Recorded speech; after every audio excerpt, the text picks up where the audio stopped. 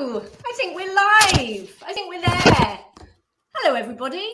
How are you? We've got lots of people saying hello and popping into the webinar now. So thank you very much for being here. So it's BrightLocal's webinar on link building, where I am joined by some illustrious guests, and I'll get them to intro, not that they need an introduction, but I'll get them to intro themselves right now. And then I'll tell you a little bit about the format for this event. And then we're just gonna go. We're just going to like do it. We're just going to talk about links, and you get a chance to ask all of your burning questions as well. So I am joined today by two of my favorite people, as well as two very knowledgeable and kind people from within the marketing community. And that is Blake Denman and Greg Gifford. So Blake, do you want to just tell us your things about you? Sure.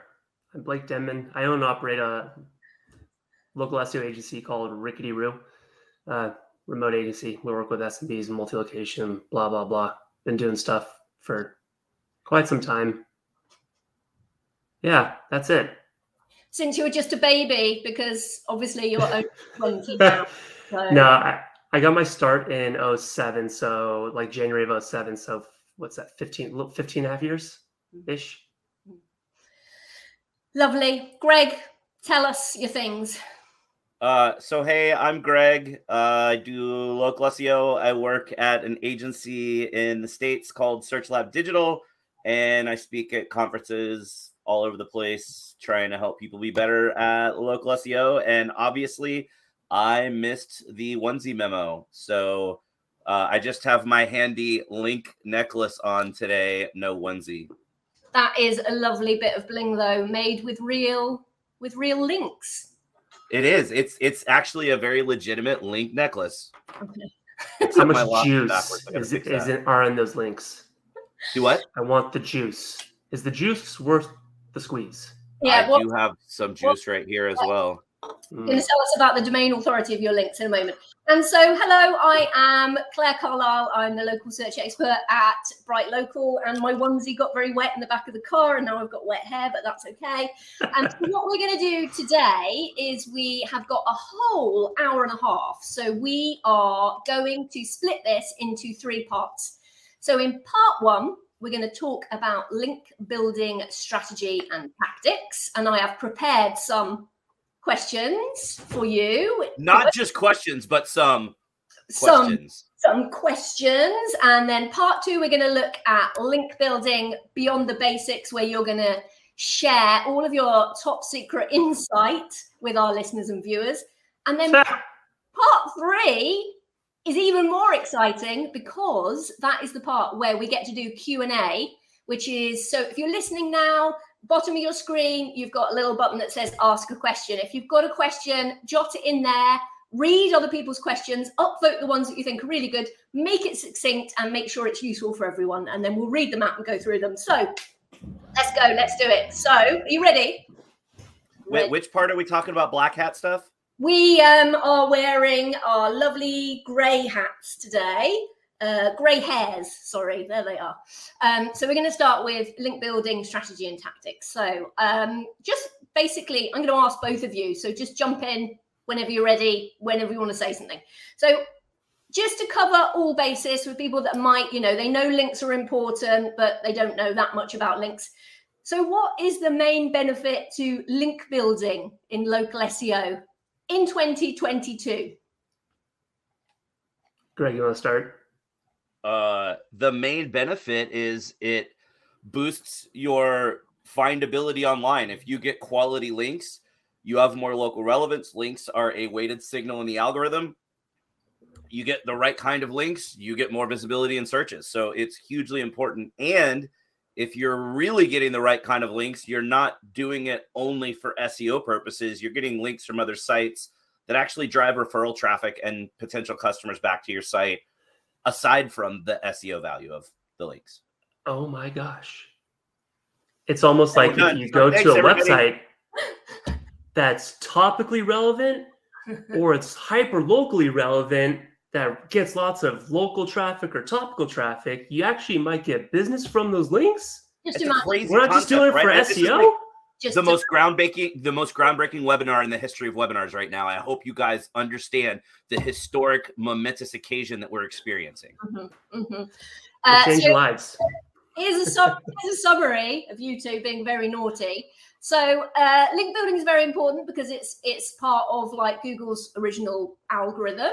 And also, do you know what? Links can actually refer traffic to your website that converts. So that is one way of judging a link. So if someone said to you, this link or this link, it's like, well, which one's going to actually send relevant traffic to you? And, you know, it's groundbreaking, not really, but people don't always think about it. So I think it is very relevant to talk about that. Yeah, like one little note, like oftentimes I think a lot of us, I'm guilty myself sometimes. Like I'll be like, ooh, the third-party metric, DR, DA, whatever. And I go, wow, that looks really good. And then I look at that site's performance in Ahrefs or SEMrush. I just said it the right way for the first time live ever. The wrong way. I know that is the wrong way. And then you look at it and it's like, oh, this is a DR52 website that gets 0 organic traffic. It has 30 organic keywords across the entire world. You know, probably not going to get much traffic from there. No. So let's have a little think about this. What do you think are the biggest, and obviously this is a big question, what are the biggest challenges and pitfalls when it comes to local link building? Yeah, I can start this one. Oftentimes, like myself included, I'm guilty as charged. We look at those third-party metrics and think it's going to do a lot, and then it does absolutely nothing. Which sometimes, you know, clients, they really want to hyper focus on what's the domain authority, what's the domain rating of this link, and it's like can we reframe this? Let's talk about this in a different way. The way that we approach it is, it's not super unconventional, but it's more about like if it's a DR, let's say 2 website, oh no, we lost Greg. Oh Greg. No. Go on then, go for it. Then, like, I don't care what the third-party metric is. If as long as like it's either like very like topically relevant or super locally relevant, and there's the potential that it's going to get like good traffic, then heck yeah, I want to get my client on there, right? Like the third-party metrics don't matter to me anymore. You know, like, yeah, sometimes they're like when you get like really cool wins, and you can also like list like, oh, this is like a DR72 website. That's cool, but that's not like, that shouldn't be the main factor for qualifying. Like, is this a good opportunity? So you think that potentially weaning clients off of a reliance on third-party metrics is a challenge? Yeah, oftentimes, you know, it's like we do active link building for our clients, and they'll ask, how many links are you going to build for me every month? I want to know how many. I go, I have no idea. Yeah. Right. It's just like, oh, what's my performance going to be with SEO? I don't know. Even though we've worked with multiple websites, like in your niche, different locations, but your niche, I have no idea. Like it's every situation is entirely unique. Yeah, I think that's the thing, is like the idea of explaining that it's a science and an art. It's not like we know that there is some, you know, it's not you need this of this. We use analysis, and we use like data to help us inform what they might need. But at the end of the day, we just, you know, we'll come to that. So some of it is to do with communication and understanding about how to get links and what they mean and what they do. Perhaps back to pitfall, is there anything apart from reliance on third-party metrics that comes up as a problem when you're building local links for your local clients? Not necessarily. Like it's more of like, yeah, it might be in the sheet that we're using. We still use sheets a little bit, but we we built our own link building CRM. Haven't talked about it. Maybe we'll talk about it eventually. And then some other link building related tools we've actually custom built. But yeah, it's because like a lot, like we mainly work with small to mid-sized type businesses. So like often we're working with like either the owner or a marketing manager who knows just a little bit about SEO in general, but they know like links are important. And so they're like, they might get an unsolicited email outreach from somebody. And it's like, oh, this competitor has 600 more referring domains than you. Your SEO vendor isn't doing anything. And you're like, well, if you look at all those types of links, they're all garbage. Like it's nothing I would ever go after personally. It sounds like education is a thing that keeps coming up in terms of like managing these relationships and building links for clients is in terms of you've got some spammy outreach from some dodgy SEO agencies, but that's not correct what they're telling you. So it seems to be that's something that hasn't changed over the last 20 years. I don't think so. We're not doing a brilliant job on educating business owners and our clients. This is basically the Blake show because Greg, he just commented, internet's back. Let me back in. I've got to let him in. It's like when he comes back in. Oh no, wait, he can see. So I was gonna be like, oh, let me go on. Like I can create some fake tirade about like just talking smack, but he can see it. So it says he's back on screen, but he's obviously not. So let me just maybe I'll do it. I'm gonna invite him back. You know what we should have done is said, hey, why don't you, Greg? Why can't you, like, what's your pitch? What's your email pitch? What's your cold outreach pitch? There's always an invite for Greg. It says he's on screen. I'm going to remove him. Sorry that you're all right. here. So while we're dealing with technical difficulties, everybody in here that's asking the question or whatever. So Greg's last name is Gifford. Now there's been a long debate about like GIF versus the guy who created it, who said it's actually pronounced GIF. So with Greg's last name, is Greg's last name pronounced Gifford or Gifford? Let's see what you have to say in the comments. We're taking a poll. This is link research right here, folks.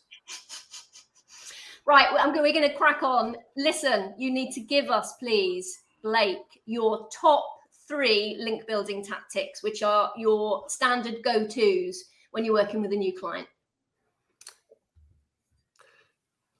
I won't say like actual like potential link targets, because like I want to be like, oh, it depends. There's 3 specific deliverables that we do that help inform our link building strategy. One is, first and foremost, we have a link building questionnaire that all of our clients fill out that helps us, like when we actually build one of the last deliverable, which we call a link building playbook, aligns with what the client is willing or not willing to do. And then the one in the middle is what we call link benchmarking, where it's like, Greg talked about earlier, you've talked about, Claire, not all links are created equal.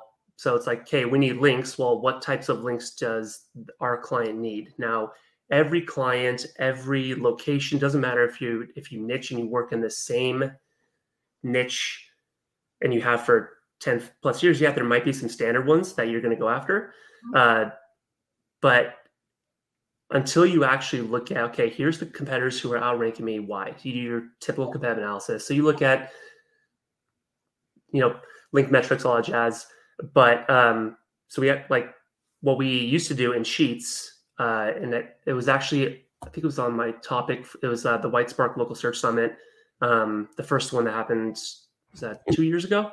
Where I kind of like shared how we approach it is like every single like link for the client, every competitor, we classify it. Is it a like true topical link? I don't care about if it's no follow or page rank passing. topical, like a true local link, like a local sponsorship or a local news outlet links to them, or like a true hyperlocal business directory, not yellowpages.com. That's a citation, right? Mhm. That's not a true local link. Citation has some relevancy, but it's not an actual like local link. Citations is the other. And then we have another bucket called other. And we have another one called garbage, spam, that just kind of like, and it's like, once we go through all of this, like we used to do all of it manually in Sheets, which took forever. But you were talking about your playbook then. Obviously, that's not available for people to read or to see. Not yet. Like it's the playbook is essentially like once we've gone through competitive analysis, we built our link benchmark report, all that jazz. Then we actually build a playbook. So when we actually schedule time for link building, it's like, hey, here are all the different plays that we can go after, right? Just like playing sports. Yeah. And we send to the client, say, here's your playbook. Yeah. This is what we want to focus on first and foremost. This is why. And then, if they have comments, feedback, or we actually need them to do something, then we get that from them so we can actually further on our link building efforts. I'm going to come to Greg just because we've missed him so much. It's been my heart is empty. But now I will fill it up. We were just talking about tactics, go-to tactics that sometimes we know that we're going to use regardless of client. And we were just talking about, a link analysis playbook, bucketing. Benchmarking. Yeah, bucketing by when we're doing the analysis of competitor links. Is there anything that you would just go, bang, this is always part of my process, or this is always going to be a tactic in my link building strategy? Yeah, the three main things. You want to get the same links your competitors have, you want to buy links, and you want to get spam links. Okay. That's the way to go. You'll always win. No. So for us, we always start. We have a really cool link building questionnaire that I put together. That's a document we send as part of our onboarding process that asks clients what they've been doing in the community, because I think community involvement is the key to getting great local links. And that doesn't mean you got to go do a bunch of sponsorships. And that's where most people go with it is, let's go sponsor Little League teams and 5Ks and golf tournaments. But it doesn't have to go that way. Regular community involvement really works, but businesses don't think about it from a link building perspective. So this questionnaire is meant to find out historically what they've done for the last few years that might be really easy, low-hanging fruit, but also help them shift the way that they think about community initiatives and include the digital marketing side to their community outreach and visibility side. So like that community involvement aspect is huge. That's something we're going to do regardless of what client we're working with, because we're even the ones that aren't involved in the community, we encourage them to get involved with the community because it's so much easier to get links that way. So really that's kind of our main go-to. And then as far as tactics, I mean, there's a million tactics that you can use. We like to look for things that competitors don't have, because a lot of people just tend to do that competitive analysis and look for the low-hanging fruit of what links do you have or do your competitors have that you don't have. Let's go get those. But the unique links that your competitors don't have are the ones that really help you. So those are the ones we try to go after. We don't really have a set playbook. We've got a whole big list of tactics that we kind of pick and choose from based on the client. Yeah. And have you published those tactics, Greg? I've talked about them in presentations. I don't have like a published blog post because I hate writing blog posts. You know what? Someone really needs to write that, don't they? I wish they would. Or maybe if somebody would do a training class for BrightLocal on local link building tactics, maybe they could be talked about there. Oh. I do that thing where I point to the button at the bottom of the screen. This is a good time to mention the BrightLocal Academy course from Greg on local link building, where he goes into all those tactics. So I love what you just said, which is also one of the first things that I do working with a client is like, okay, one of the quickest wins is just going to be leveraging offline relationships and understanding where they meet with my online opportunities to get mentions. And that is absolute gold, isn't it? Because it's going to be different for every single organization.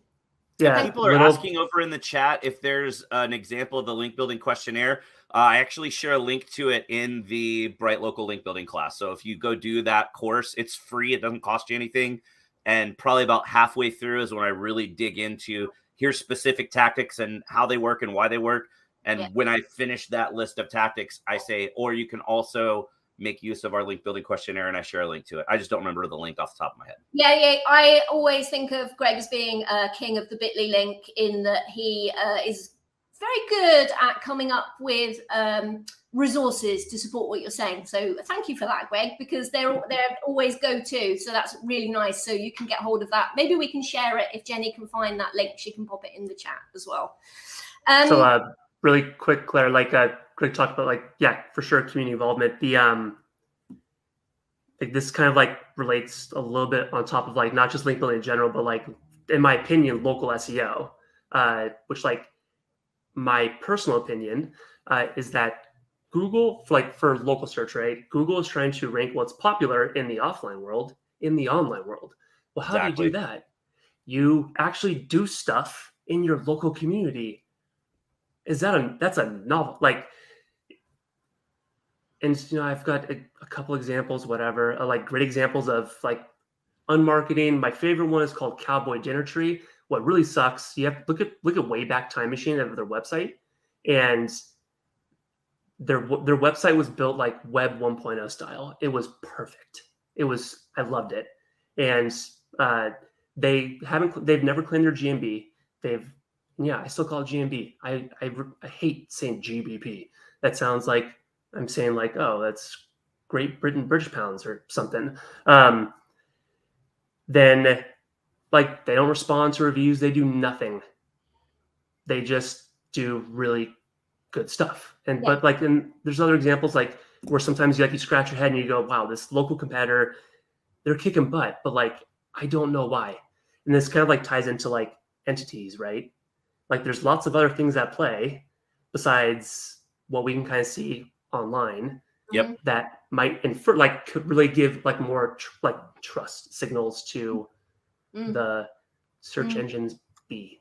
Yes. Yeah. So it's almost like whenever you say anything to Google, which is like, what should we best do in order to do this? And the answer is always like, serve the customers the best way that you possibly can. Obviously, as SEOs or whatever, sometimes we're like, but what does that mean? But that's what it means. It's like, have a good business that people come to, that people write reviews about, that they actually download directions, call you. Because if you think about, I think it was David Mim talking about engagement as the next ranking factor about however many years ago. Are people engaging with your business and doing things that would make a signal to Google that they're spending money with you? Are they spending money online at your location with their phones? Let's think out of the box and actually just be good product and service providers.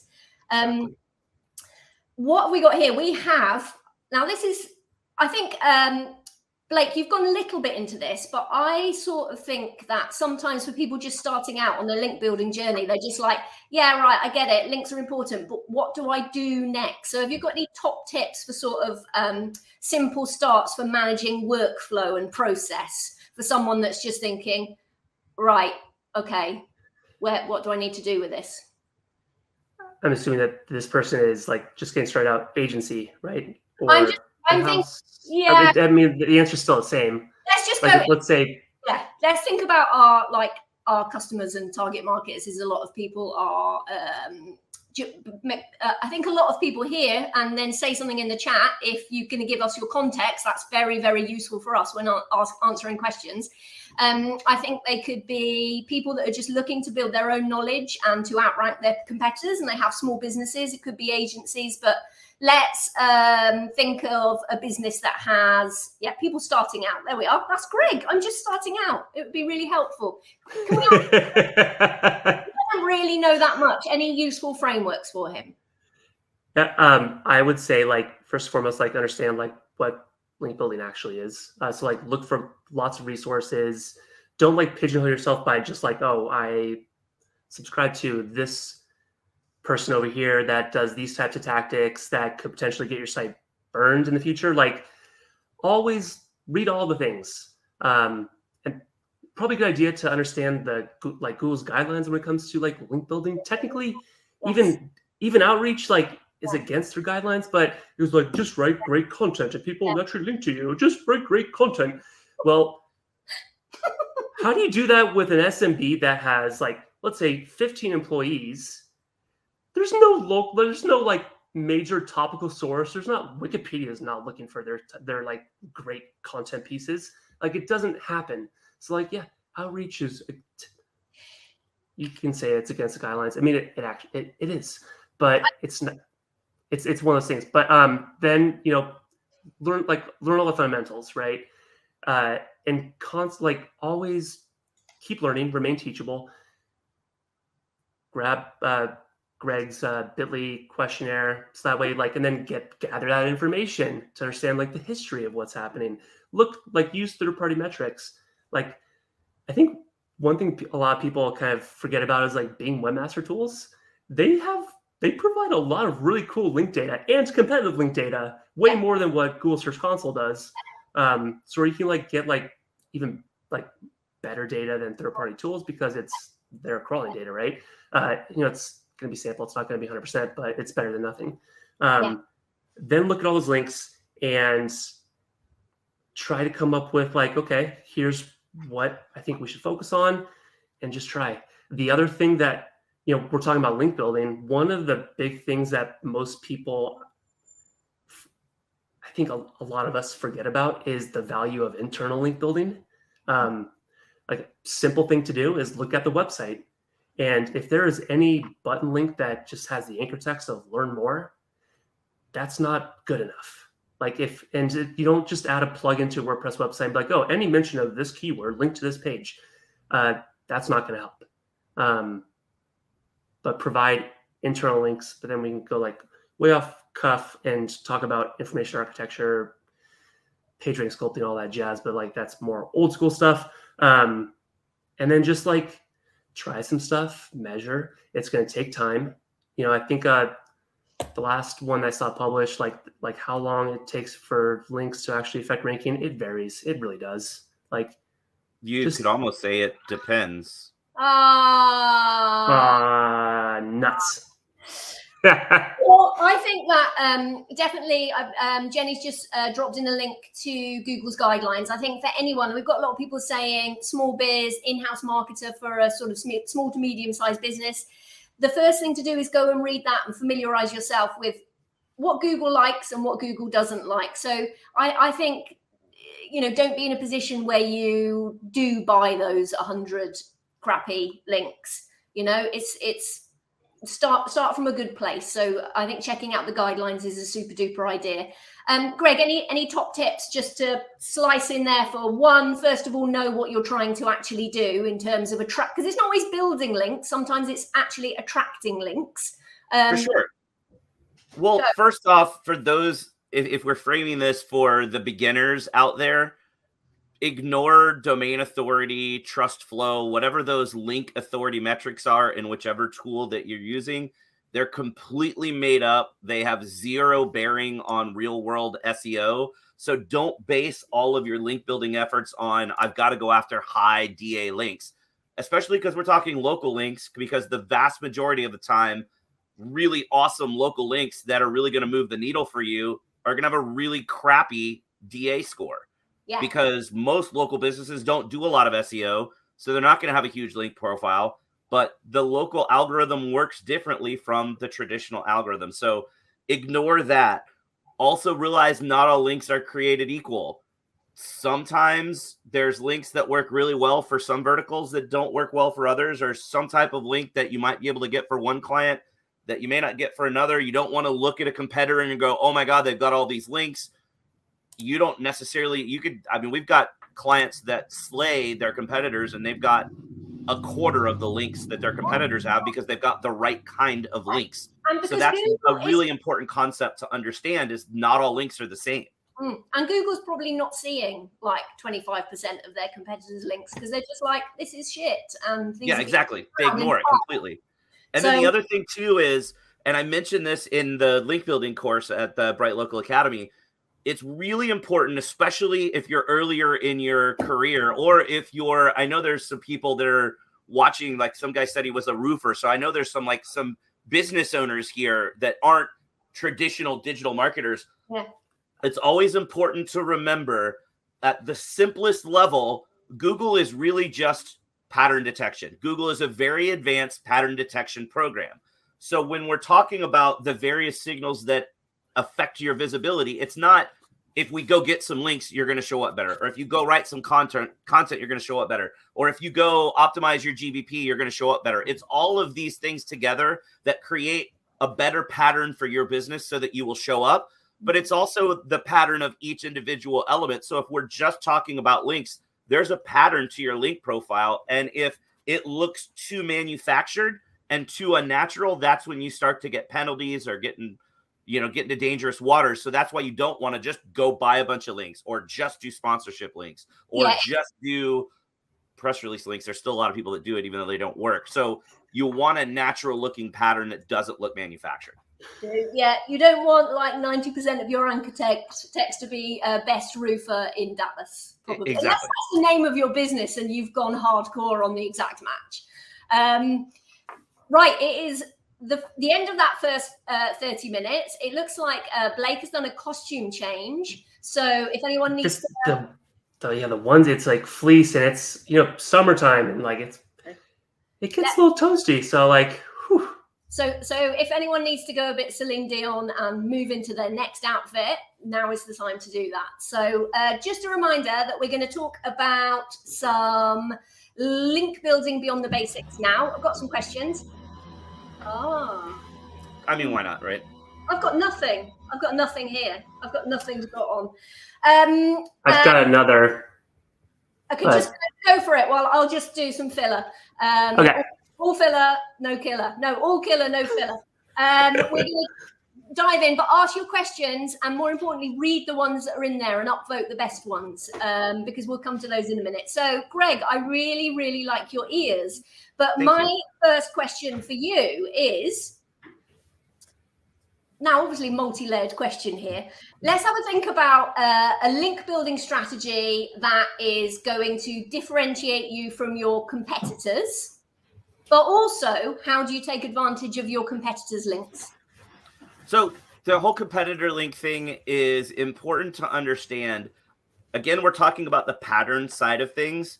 And let's assume that we're talking about valuable links and not the crappy links that Google is going to ignore. If your competitor has some links that you don't have, that benefits your competitor. So you don't want your entire link building strategy to just be copying what your competitor has, but your competitor's in the same vertical as you, which means if someone else is linking to them, it's probably going to be pretty easy to get that business or site to link to you as well. While those links don't do a ton of beneficial things to your pattern or your signals, it takes away the fact that it's unique for your competitor. So if it's easy to get, doesn't take a lot of effort or time, and you can lock down that low-hanging fruit of they've got 20 links that you don't have, and you can go get those 20 links in a month or two. Is it really going to move the needle for you? Probably not, but it could move the needle in that now you're kind of devaluing the links for your competitors. So that's why it's important to always do that competitive analysis and see what they're doing. And one big trick to competitive analysis that I always like to talk about that a lot of people don't ever think about, most people, when they're doing that, they're looking at their competitors to see what links they can go after at the initial phase of their link building campaign. They only look at direct local competitors. They don't pull up not really competitors, but similar businesses in other cities on the other side of the country, or even across the pond over in the UK, or if you're in the UK, over in the United States. Yeah. Not that you're trying to get links to compete with those people, but again, remember, Google is pattern detection. And if you're just staying in that same competitive bubble, everybody's patterns are going to look pretty similar because everybody's looking at each other and doing what each other is doing. Mm-hmm. If you go look at another business that's similar to yours on the other side of the country or the other side of the state, mm-hmm. and look at their pattern. A lot of times you can come up with some cool ideas for things to do that nobody else in your area is doing because they might have had some really cool idea over there. So it's really important to kind of branch out of your bubble when you're doing that competitive analysis. Yeah, you can even do like, especially with clients that are in smaller metros, like, okay, well, what's the nearest major metro? Let me look at other major metros just to get some ideas. Cause like there might be a couple things you can do and you just see like really great returns for just thinking outside the local box. Yes. Yeah. Yeah. Just off the back of that, because we're talking now about understanding competitors' backlink profiles. Have you got like a top tip for a cost-effective, free and easy way for our listeners and viewers here to get some of that data? A free way to get competitive link data? Does anyone offer a free trial that we know at the moment? Or what would be the... Does Ahrefs still have the... I think there's $7 for a week. Or oh, there we are. Yeah. The promo. Yeah, I think so. I was just thinking it's a lot for someone to go, right, you know, get all the backlinks of all your competitors, but you can do that cheaply. You know, there's third-party tools. We've got Moz, Ahrefs, Majestic. So each one has got their own index of links. But I'm just thinking probably the cheapest way is to just get a free trial or a $7 trial or something. Yeah, I think their SEMrush homepage has a basic like free account level where I don't know if you can really set up projects inside, but you can get the free account and do a handful of link pulls a day. Okay. Or even if you got to pay for a tool, most of these tools are maybe $100 a month. Yeah. Get it for a month, download all your competitor link profiles, and then cancel the tool if you're not going to use it anymore. Yeah. Yeah, the Ahrefs 7-day deal. I don't, maybe it's a different landing page. Maybe they're doing testing, but I don't see it on there anymore. Yeah. So just there are tools. We've just named them: Moz, Ahrefs, Majestic. Also, then you've got your own proprietary tools for your own business. So you've got Bing Webmaster Tools and Google Search Console, where you can see your own links. So have you, Blake, got anything to add to that one? We just do a really, really quick. We're talking about competition, competitor analysis, and stuff like that. Have we got anything to add to that? I feel like, because you've spoken about competitor analysis before, and Greg said, obviously, link intersect is a good way to just go bang, bang, bang. I'll get these. But is there anything else that you would say about competitors' links and using those to inform your strategy? Yeah, like when Greg's talking about, like, you know, you're not going to like outrank them just by getting the same competitive backlinks that the competitors have. Mm-hmm. You might, but it's also kind of like you're also not going to help them increase their rankings at all. It's like the thing now automatically was like, oh, this could be an easy segue to talk about it because it's something that BrightLocal offers too. Is the same thing with like citations, right? Like not silver bullet tactic anymore, like anything like that. Its importance, like in the local search ranking factor survey that all three of us are contributors to. They're like, you know, Darren Shaw coined it. They're table stakes. Yeah, but you've got to have them. So that's the point. Is some people still haven't done it, isn't it? So it's useful. We've touched a little bit on this, Greg. That was when you might have gone off to, I don't know, brush your hair or something when you disappeared off. We were talking about managing client expectations. We were talking about education. What would you say? We're going to get changed again.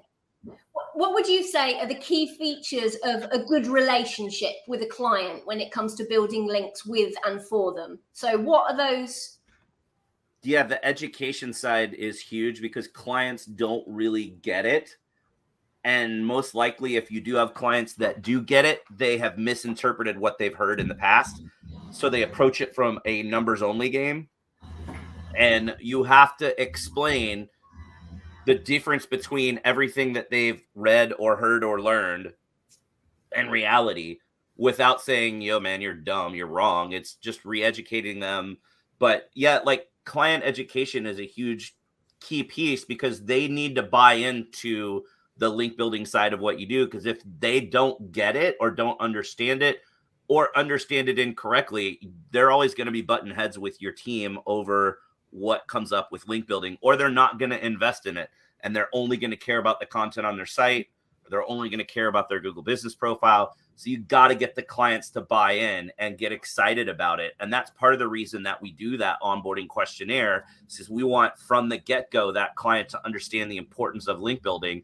And we want them to understand that it's not like some agencies kind of take a portion of the monthly retainer and set it aside to use for link building, whether they're buying links or buying sponsorships or using it to create additional, content or an infographic or whatever. Other agencies don't. Whenever we come across an opportunity for a sponsorship, not that that's our only strategy, but that's not coming out of what they're paying us. That's above and beyond what they're paying us. So you want to make sure if that's part of what you're ever going to do, that you mentioned from the beginning of the relationship, hey, by the way, as we're going through all this link building stuff, if there is an opportunity for an awesome local sponsorship, that's going to be great for your SEO. It's going to be great for community exposure, but that's going to be an additional fee for that link. Just because we're bringing you the opportunity that we found doesn't mean that you get that for free. It may be a $2,000 or $3,000 investment. It may be a $200 investment. Who knows what that is? But you got to do that off the bat, because otherwise you may come back 2, 3, 4 months later, or even 6 months later or whatever, and go, hey, I got this awesome opportunity for a link. It's this really killer 5K, and the race route goes right along where your business is. So there's going to be people standing around. It's going to be awesome for community exposure, blah, blah, blah, blah, blah. Oh, and by the way, it's going to cost you $1,000. And they're going to go, wait a minute, now you're nickel and diming me because now I got to pay $1,000 extra for your service. And you want to make sure they understand the intricacies of how everything works. Okay. Yeah, I love that. So like trust from the outset and making it very, very clear from the outset, laying out what, how that might work. Anything else? Who are your, like in terms of like the clients that you love, why do you love them so much? What is it about the relationship that you have with them that makes them so easy to work with? So we've got a lot of car dealer clients because for 12 years of my career, I was at places that exclusively served car dealers. So just well-known in automotive. So I've got a lot of automotive clients. I love the car dealer clients because car dealers tend to be more involved in the community and more philanthropically focused than a lot of other local businesses. So it's just really easy to do link building for car dealers because we send out that link building questionnaire at the beginning and it comes back filled out with amazing opportunities that make it really easy to get links because they're already doing a lot of stuff in the community. And a couple of people asked earlier when we were talking about this over in the chat area, they're like, what do you do if you have a client that's not involved in the local community? And that does become a bit more of a problem, especially with the smaller kind of mom and pop businesses where, maybe it's just a couple of people that are the entire staff and they don't have the time to go out and do other things because they need to be at the cash register. And so that becomes a little bit more difficult and a little bit more education has to take place. It's a little bit tougher because there are just not as many opportunities that naturally exist either already, or the car dealers also are open to new opportunities because they want to be involved in the community. So I like the car dealer side just because it makes the link building part really easy. It's a little more difficult for anything outside of car dealers and attorneys because those guys really seem to get it. Okay. Yeah, for us, we really kind of like niche down in home services. Like it's just like the niche we've been in, and like they all get it. I don't know, like I kind of ties into like why I actually kind of got into this whole gig is like, I like helping people. And like when you're working with enterprise type clients, you've got 6 different teams you're working with. And like, yeah, you might get some kudos and stuff like that. But like at the end of the day, it's like, oh, profit shares are up and oh yeah, the board approves. And that doesn't really interest me. But like when we're able to like show like great ROI, especially when it kind of sucks in especially in the local SEO space. I mean, it's rampant in SEO, like any marketing venture. Like there's always going to be people who are taking advantage of others, right? Like they say this, we're going to do this, and we're promising guaranteed rankings. Like that's how I got my start, was at a telemarketing company that was dialing for dollars every day, promising the world. And I worked in production and ran their pay-per-click department. before I went out on my own. I don't know. I like working with it. Like I like seeing the impact that we can have for our clients, right? Like that's it. Like it's allowing them to make more money, which allows them to hire more people, which then that money spreads in the local community. Like I dig it. Yeah, you dig it. That's good. I've just thought of something which I think will be useful for the audience today. Because I love car dealers, home services. We know who we've got here in the chat. We've got roofers. There's various different people. What I would really like is if you could think of a couple of examples of actual businesses that have had really, really good success with a particular tactic. So I'll start. So it was a new organization that were offering activities here in Wales. So they were brand new, and then they're against 20-year-old businesses.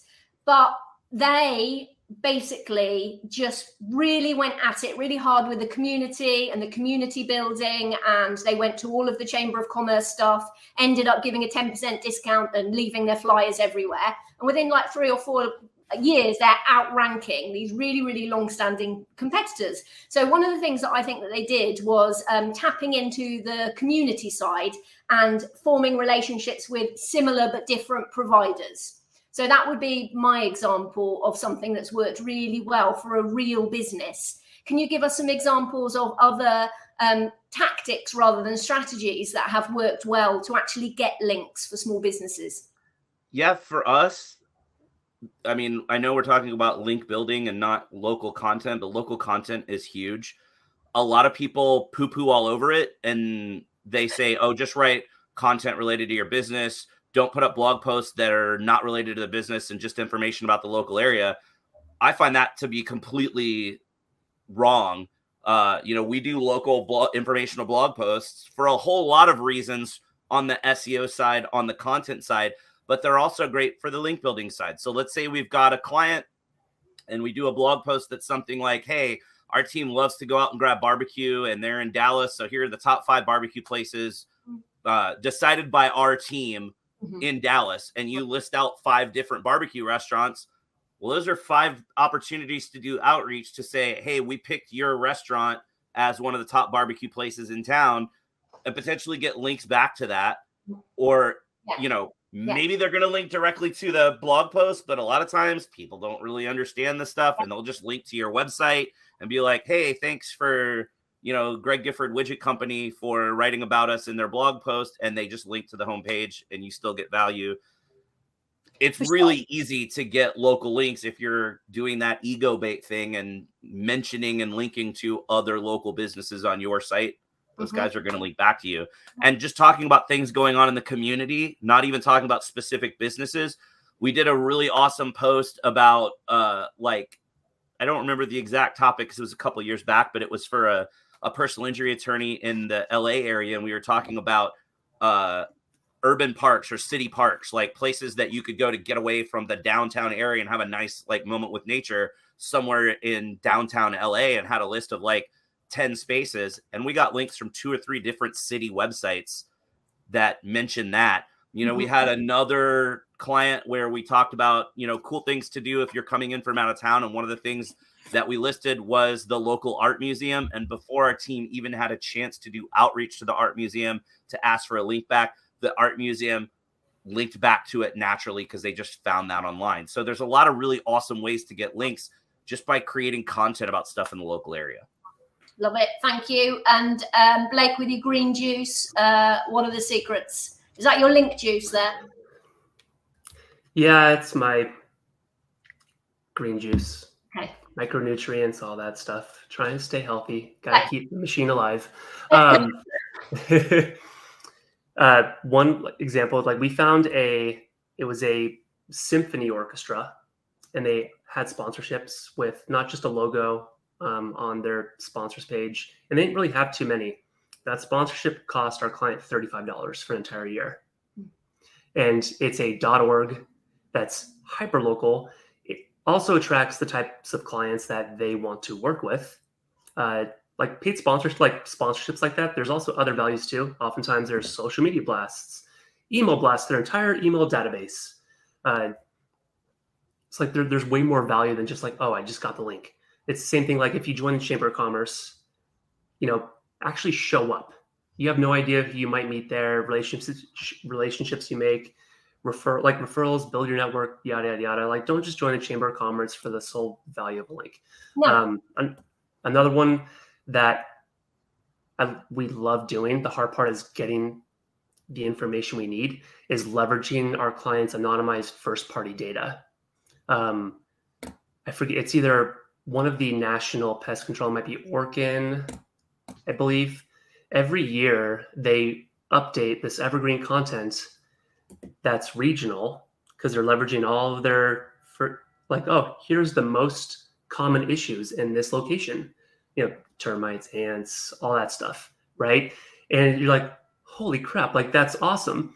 Like leveraging your clients, or even if you're a business owner, leveraging your data for this whole, because like local publishers love publishing local based content, right? It's a great link asset that's evergreen, and you become the source for it, which is going to build both local trust signals, and local authority. Another one, not our client, but like what he does, he's a DUI attorney, and every year right around St. Patrick's Day, he reaches out to local publications. Greg knows exactly what I'm talking about. And he offers free Uber rides for anybody. All that you have to do is send an email with the receipt, and he will pay you. Like that's actual like community building right there. But it's also directly related to his business. Right. Okay. I am going to just one last thing, which is again going a slightly off. I've just seen that Richard has said anything in hospitality, such as what did he just say? It's gone now. There it is. As wedding and event venues. What we're going to do is we're just going to give 2 really quick ideas for that, and then we're going to go into the Q&A. So quick, like bang, here are 2 things that you could do in hospitality, such as wedding and event venues. Go, Blake. 2, quick. For wedding, like, I mean, my wife is a wedding planner. I think that's what she does for a living. So like, I should be like, oh, do this. Be great at this. She doesn't let me do it. Honestly, like for her business, like they get most of their, this is also like understanding like where people actually search from. Like their Instagram is phenomenal. If you look at my Instagram, I haven't posted anything in like 6+ years. I'm not on TikTok. I like search. Anyways, one thing that for them, particularly in the wedding industry, there are lots of blogs out there. I'm trying to remember like some of the names, like green wedding, blue wedding, something like that have like lots, like tons of traffic, and you're allowed to submit wedding like stuff you've done. Yep. And if it's up to snuff, then they will publish it with a link back to your website. On the venue side, it's almost like a case study, isn't it? It's like, bang, here's a case study. I just thinking about like if you're a wedding or an event, if you're a venue, then you should be getting links from the people that you work with, like your photographers, your like chair hire, Reciprocal, or even the people getting married, because ask them, and if they've got a website, I mean, heck, maybe offer some sort of a monetary discount if they put a blog post up on their site with wedding pictures and link back to you, depending on what kind of site it is, obviously. But also if it's a wedding and event space, you're probably going to have corporate events and corporate parties there. Same thing. Show some, if it's a company Christmas party happening at your event space, super easy for that company, probably want to show their corporate pictures or their Christmas pictures on their blog anyway, and just be like, hey, if you link back to me, I'll give you $100 off or whatever. Yeah, for sure. You're buying the link, but like you're giving them a discount off of what they're having to pay you if they link back to you. And then every corporate party you have, you're getting links from those company websites that are local companies. Huge and easy to do. The idea local tourism board websites too. They will write about you, link to you, feature you, because like that is their job. For sure. Literally.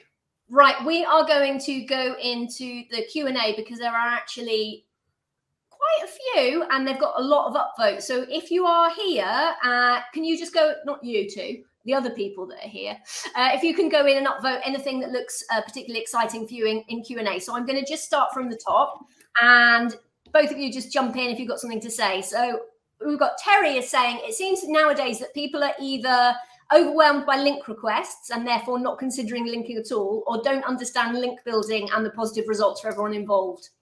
I'm not sure how to overcome these obstacles. That is super easy. That is 100% an outreach problem. People are overwhelmed because everybody else does, I'm not sure what our language level is, let's say crappy outreach. That's not really extreme enough because usually it's really bad outreach, but people are getting cold outreach that's just, hey, give me a link, or hey, give me a guest post.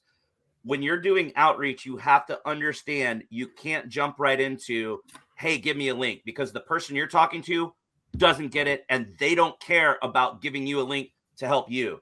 You have to build the relationship first so that they're even going to listen to you. And then you have to sell them on what it does for them. Why is there value to them and to the people that come to their website to have a link to something on your website? Because if you just come in and start going, hey, I mentioned you on my site, you should link to me, or hey, you should let me guest post, or hey, whatever the million dumb pitches are that are out there, or it's just, hey, it'd be good for my SEO, give me a link.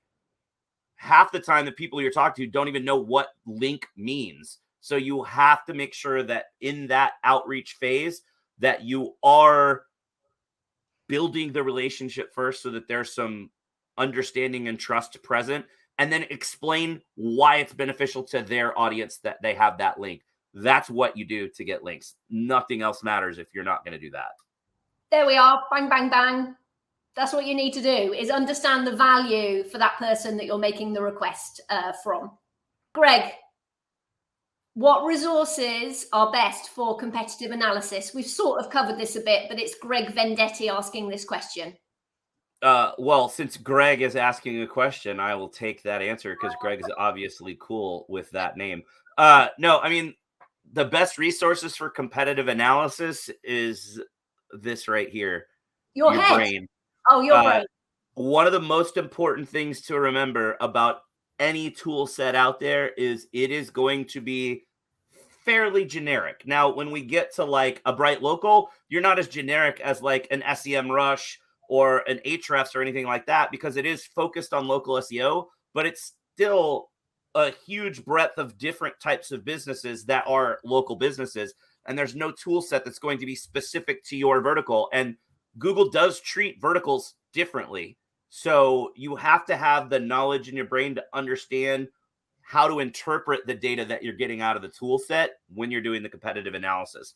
But if we're talking about competitive analysis for links, any of them work, whether it's Moz or Ahrefs or Majestic or BrightLocal or any of the enterprise tool sets that pull in link stuff. People mentioned some stuff in chat earlier. Anything that gives you a link profile is data. You kind of need your head to interpret that and figure out what works. Is there an advanced search operator for links? I can't remember if there is. There used to be many moons ago. Doesn't work anymore then. I don't remember if it still works or not. Okay. No, like, I mean, there are ways to still do it if you know like the anchor text that they're going after. So you can do an advanced search operator and then just minus out their domain to see if you can find it. So Blake's going to write a little post on that, and then we'll link to it. Oh, can I add something too? When you're doing that competitive analysis, pay a whole lot of attention to links to deep pages. Don't pay as much attention to the homepage because naturally everybody links to the homepage of a website. But if you have a competitor that's got links to interior pages on the site, pay attention to that, because that's either they're doing something right and getting it naturally, or they're actively doing link building and they're doing it the right way and pointing to those internal pages. Because a lot of times you can get an internal page to rank a whole lot higher with just one or two links. So really pay attention to links that don't point to the homepage. So I love that. That's why, like in Ahrefs, looking at top pages by links and like minusing out the homepage to see those deep pages. Because like It doesn't happen as much as I would like in local search, but if you can find 404 links on a competitor website that aren't 301ing, and you go, oh, wow. Oh, does that still exist in archive.org? Oh, it does. Okay. Well, here's a baseline. Let's make it better. Yeah. And then let's go after that link target. Yeah. Yeah, for sure. I like it when I pull data from competitors or any business's link profiles, order by URL that it's linking to. And then a lot of the time, you know, we're saying deep links, but we're not necessarily talking about service or product level pages. It might be a bit of content that they have produced, which can give you ideas for the types of content that you could be working on. So you're basically getting a pass which says, this is the type of content that earns links. How can we do something similar but better? Right. You can take the same approach. And like, let's say you have a client who they have really good content. Let's say they have a fair amount of blog posts that get feature snippets that get a decent amount or a good amount of organic traffic. And and you look at that page and there are literally 0 internal links pointing to pages you actually want to rank. You can proactively go into that post and say, hey, Google really trusts this piece of content. Let me just find a way to naturally, where it makes sense, add a variation of the exact match anchor text to a page you're really trying to help rank. Mm-hmm. Mm-hmm. We've got another question here. What are some of the best practices to localize the backlinks? Anchor text or other best practices? The best practice is to localize your backlinks. So you don't have to localize the link with anchor text or anything like that. We're literally talking about getting a link from another local entity. So that site that is linking to you is a business that in the real world is in the same town or in very close proximity to the business that you're wanting to get the link to. That's what we mean by localized links, not by adding a city name into the anchor text or anything like that. Pest Control Orlando, FL. But if you did have that naturally occurring anchor text, obviously that will benefit you from an SEO point of view. For sure, but having that anchor text, having anchor text from some random website with that location term in the anchor text doesn't mean that's a local link. That just means it's a link with keyword anchor text. A local link is a link from a business that is in close proximity to yours in the real world. Yeah, so 2 different things, both of which are beneficial, one of which is what we're actually talking about. Do certain links help maps more or SERPs more? Do you think different types of link building affects maps and SERPs differently? For me, it's always like it's always location niche dependent. It's never, there's no one answer for all. It's unique across all locations, all niches, no matter what, in my opinion. Yeah. So Joseph, no. Well, but you don't rank differently. That's not entirely accurate, because if I do some link building for a business, I could affect that business's visibility in organic with some links that may not influence their placement in the map pack, because the map pack is more reliant on proximity signals than organic. So potentially, and I can't think of anything off the top of my head, but just potentially the answer could be yes, that links might benefit you in organic more than they do in the pack. Yeah. But you shouldn't ever approach links like, I'm only doing this because I want to show up better in one area or another. You're doing links because it's a weighted signal and you need to be doing links. Totally. So yeah, so we're talking about the fact that links are important regardless, but when we speak to people about the relative importance of links versus other things, that is different in the local algorithm to the local organic algorithm. So it's all important, but Greg, I love the way that you put that, and I'm not even going to try and cover it. So yes, good. Oh dear, here's a good one. Scary one. Oh, should you ask to include UTM parameters with backlinks from other sites, or does Google frown about these? Are we allowed to use F-bombs on this, or are we kind of trying not to? That's a no, it doesn't matter, or no, don't do it. Oh, it's not recorded. Yeah, it is recorded. Yeah. Okay, let me just do this. I'll be safe. John, Fudge. You should only ask to include UTM parameters on your links if you totally want to royally F up your Google Analytics.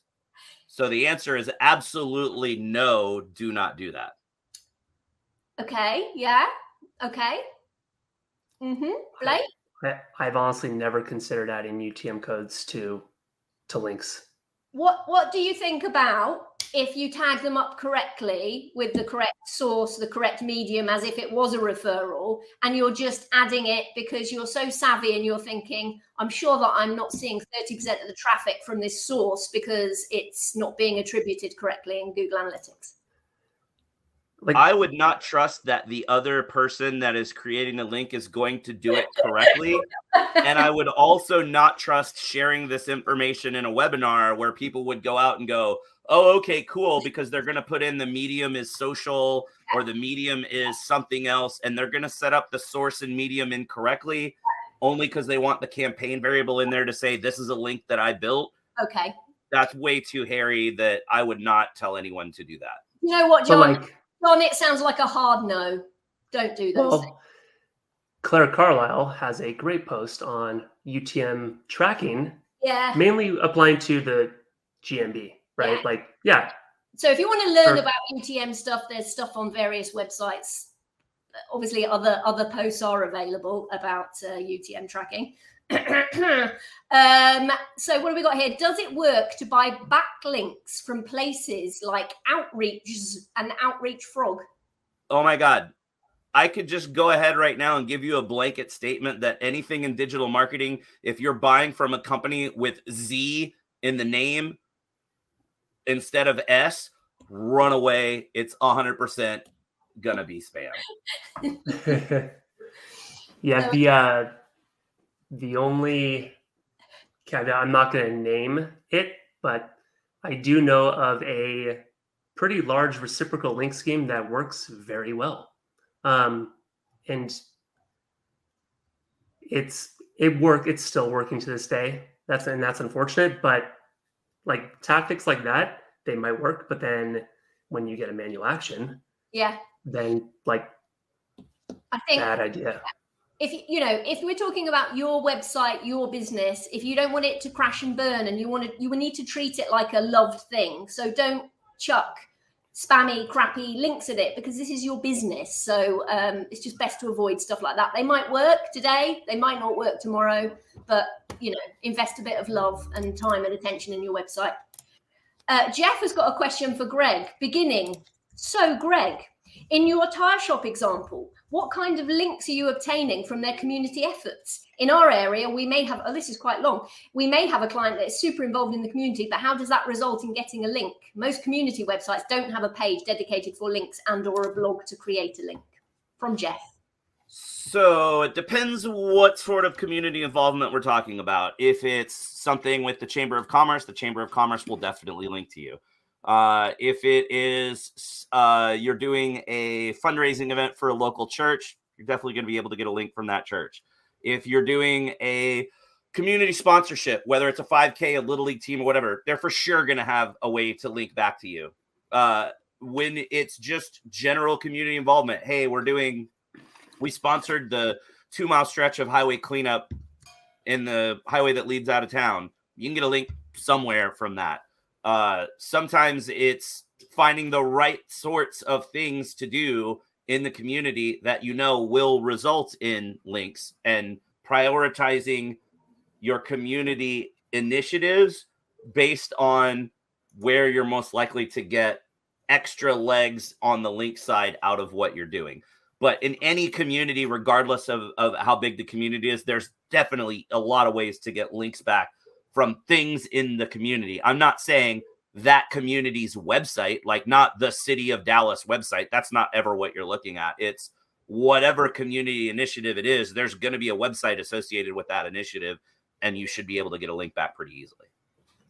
Yeah, we like for that type of stuff, one thing that I really like looking at is affinity categories and analytics to see like what other like potential customers for my client are, like what topics, things are they interested in, and then try to identify local community involvement that makes sense around like the other things that they're interested in.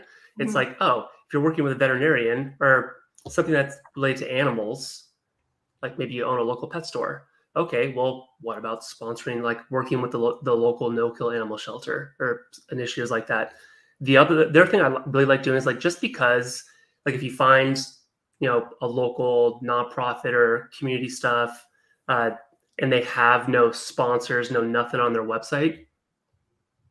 Personally, I love that, because what you can easily reach out and say, hey, we would like to do this, and then build a relationship with them, and you work with them. And then guess what? If they link to you, then you are the only external competitor on that localized website that drives relevant traffic for your type of customers to you. Like that's a win-win-win, right? The other, you can also look at like outdated tactics that used to work very well. The easiest one to think about is like, if y'all remember sponsorship link building, if you ever work in dental legal, like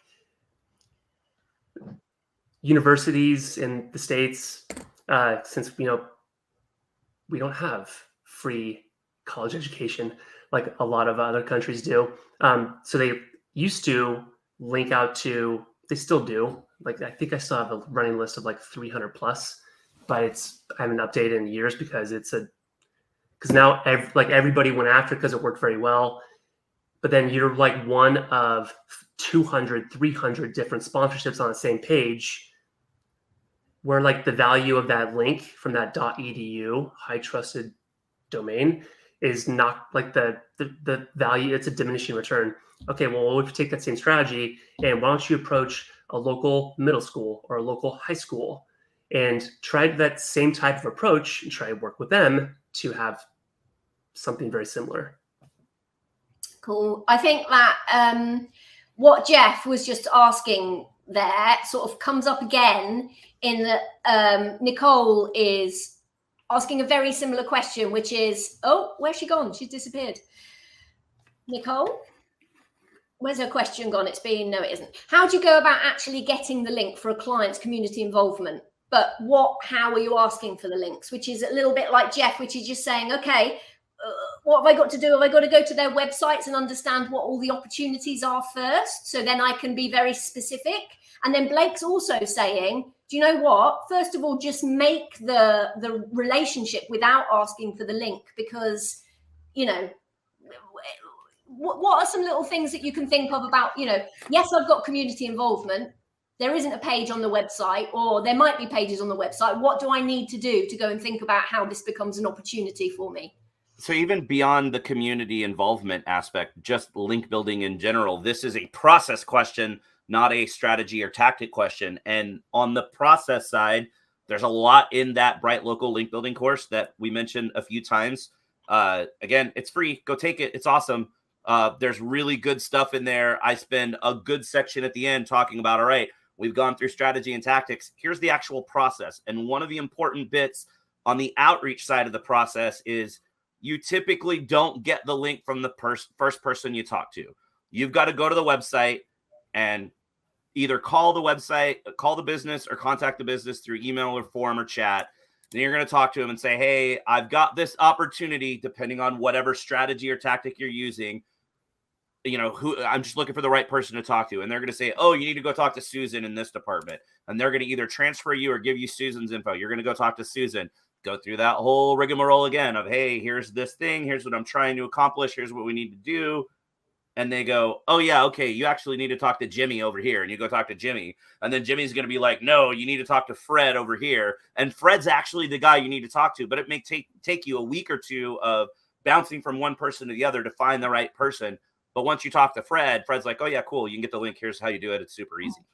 So you have to figure out just by manual effort who the right person is to ask that question to. That might tie into earlier where we were talking about everybody's so inundated with bad outreach And a lot of that is they're doing the outreach to the wrong person. I probably get at least 5 to 10 outreach emails a day of people that want links off of the SearchLab website. I'm not the right person to talk to about that anyway. So why are you doing it to me? Well, it's because I'm the guy that's out speaking at conferences and it's easy to get my email. So they do it that way, but they're not emailing me going, hey, look, we'd love to talk to you about maybe getting a link. Are you the right guy to talk to, or do we talk to somebody else? They just go right into the pitch. So of course it's like, this is spam. This is spam. Yeah. One thing that the only thing I would add to that is if you're in-house, this won't apply to you. But if you work in an agency, you can't never do outreach with a Gmail account, like a one that you create. Like create a fictitious person. Go to this person does not exist. Find a person, name that person, create like this, admin assistant, get a branded email address from the client that you can actually use for your initial outreach. Because for sure, creating Gmail like, oh, so-and-so company in location at gmail.com. Nah. Yeah, top tip, definitely. A question from Tim. When you write a roundup or ego bait post, what's the best or most effective way to approach the organizations you included? Or do you just let them know and then it happens naturally? Oh, I mean, if it happens naturally and they just figure it out, that's great. But you should never do a link building campaign hoping that it's just going to get found. You should always do the outreach side too. And for us, and I talk about this in the BrightLocal link building course, when we're doing our link building campaigns, just to kind of back up into the process side, we do link building campaigns on a quarterly basis. Not necessarily meaning first quarter, second quarter, third quarter, but a 3-month period where it's 2 months of research and prospecting followed by 1 month of outreach and acquisition. So during that research phase, it is going through that, jumping from Karen to Susie to Jimmy to Bobby to Fred to find out that Fred's the one you need to talk to, so that if you do decide to go after that link, you can just pick up the phone and call Fred and get the link really quickly and not have to take 2 weeks to do it at the point you decide that's one you want to go after. But as you're doing your research and prospecting, prioritize based on which ones you think are going to be easier to get than others. Mm-hmm. And that makes it a lot easier in the end. Mm-hmm. Blake, shall I ask the next one? I've got a good one for you, Blake. Are there outsource partners you trust for building local links, or do you have to do everything in-house? Because I personally won't have time to manage these campaigns. Well, no. I do know some, but for us, it's more of we don't everything we do for as far as in-house. No, because at the same time, what I don't want to do is if there is some a vendor that they might have great opportunities, but you never know what can happen, and I'm not going to take a risk to jeopardize my client's business. Mm-hmm. If it's a play website that I just want to tinker with and have fun with, sure, go for it. Because then if it crashes and burns, dumpster fire, not a big deal. Lesson learned. Yeah, but if you want to classify citations as link building, it's not. It is not. Yeah, you can use vendors like BrightLocal. Mm-hmm. There are agencies out there that just do link building. Yeah. Typically nowadays they're going to be called digital PR agencies, or they're going to be offering digital PR. Yeah. It's not cheap, but Joseph, if you are working at the business and you don't have time to manage it, you could definitely find a partner to potentially outsource it to. But also back to the pattern thing. If you don't have time to do the link building side, do you have time to do the content and the optimization and the Google business profile and reputation management and all the other things that you need to be doing? Because if you've got time to do all of that, it's not that hard to add in and prioritize and processize things so that you do have time to do the link building side. But if you don't have time to do any of it, don't just think you can do links and get a beneficial boost from links alone. So if that's more of the case, you should look for an agency or freelancer partner that will handle all of the local SEO side of things for you. Yeah, for sure. The only way that I've seen this being successful in the past is sort of small businesses in the hospitality and tourism sector that work with just like an old school PR agency for sometimes not a massive amount of money. So it's not about doing bang, bang, bang, wow, here's this amazing content. It's more just like, we've got all of the contacts in the local newspapers and the local places.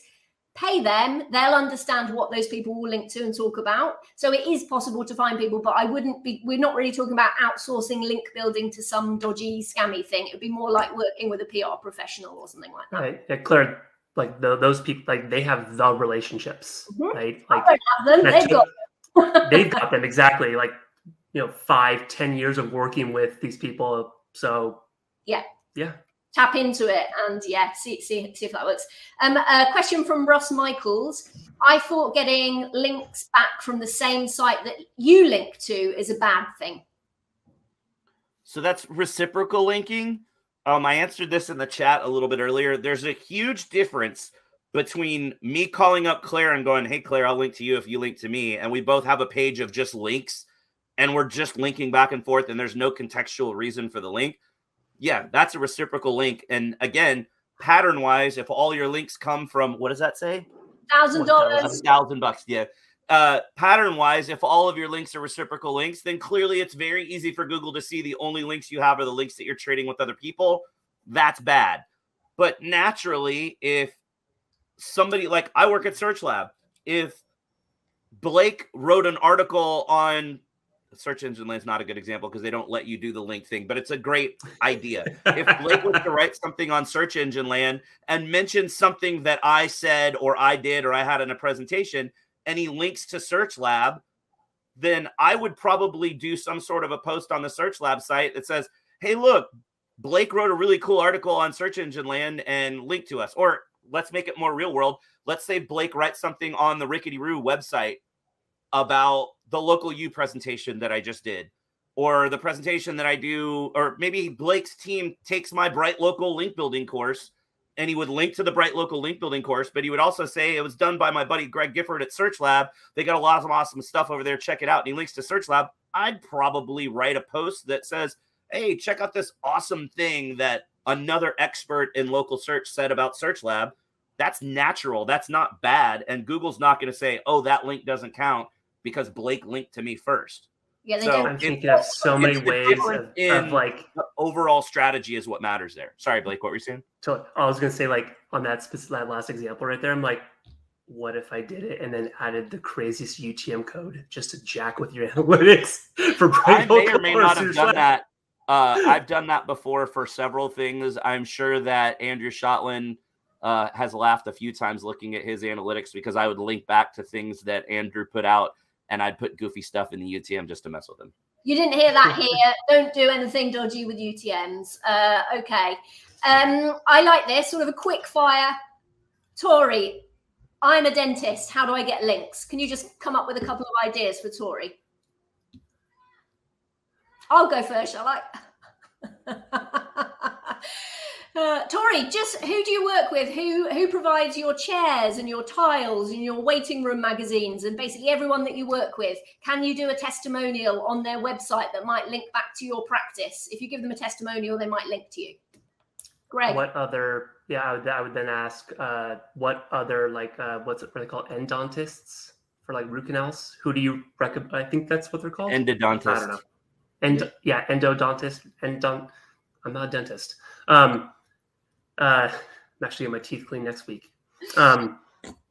Like, who do you recommend for that? Because you don't do it in-house. Or like, what other services, for braces, other things do you like? And then there's easy ways of creating reciprocal links right there because you're referring them, they refer you, and it's a natural relationship. That's like a thing you can do. That's very easy because you already have those relationships. Mm-hmm. Mm-hmm. Greg, dental wisdom from you.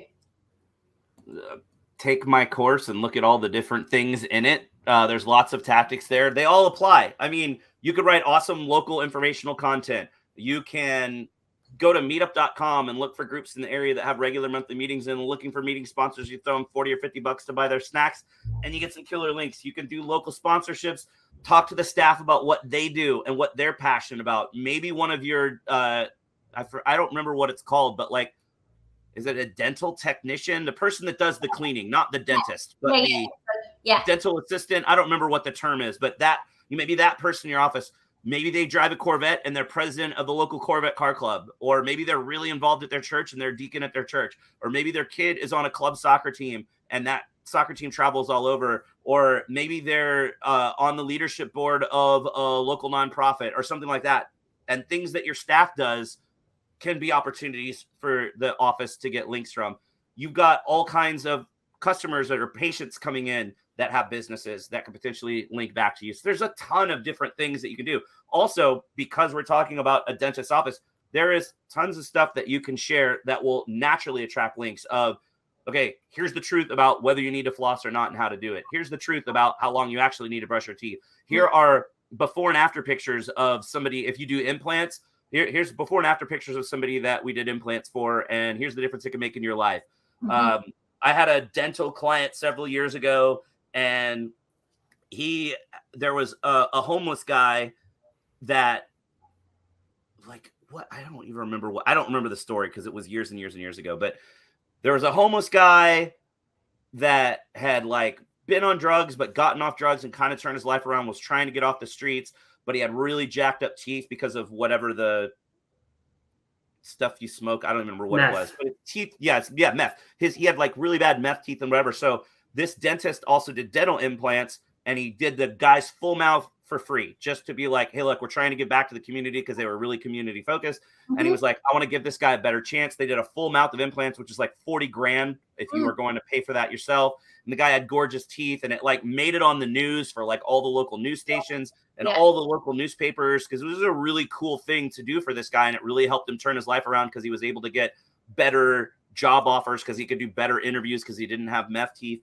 And it got links for years from all these different places that found it. So maybe there's opportunities like that too. There's always opportunities. People love feel-good stories. Yeah. I think if you're swimming in links, basically, we just have to refer back to this course. Basically, it's going to be applicable to whatever, pretty much.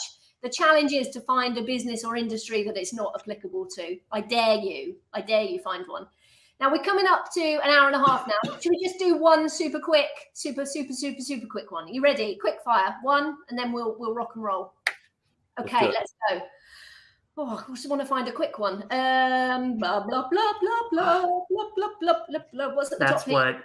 Right, here we go. Okay, from Michael. Are certain types of local events sponsorships more effective than others? No. Wow, that was quick fire. And Blake? Is there a difference between local events and sponsorships? Good question. So you heard it here first. The answer was no. And what do you mean? But basically, it doesn't sound like there is a difference between the different types of events and sponsorships. Maybe, because potentially if you've been doing lots of sponsorship link building, or you have lots of sponsorship links and you're looking for new things to do, I would go for local events over local sponsorships, because you're not paying to participate in the local event and get the link from that, and you are paying for the link for the sponsorship, and you want to mix your strategies and tactics and not have too much in one direction. So it doesn't sound like there's you don't want to pigeonhole yourself in one tactic. Like if you have a conference or whatever, you can easily like build links to that by offering it to local nonprofits to meet, because that attracts links too. Yeah, I would say something like, okay, this is not quick fire now, is it? Certain types of, it's great. And if it's going to also send the type of traffic that will convert into a customer, then I would say it would be more effective than others. That is it. We are up. Time is up. Don't go, Greg. Don't go. I just want to say an absolutely super huge thank you to both of you. Thank you, both of you, for coming along and sharing all your wisdom, and to everyone that attended, because you had some brilliant questions.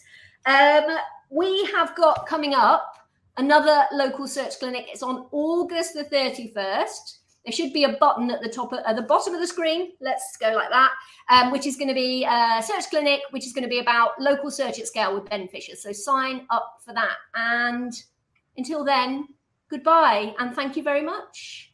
Thanks for coming, everybody. Bye, everybody.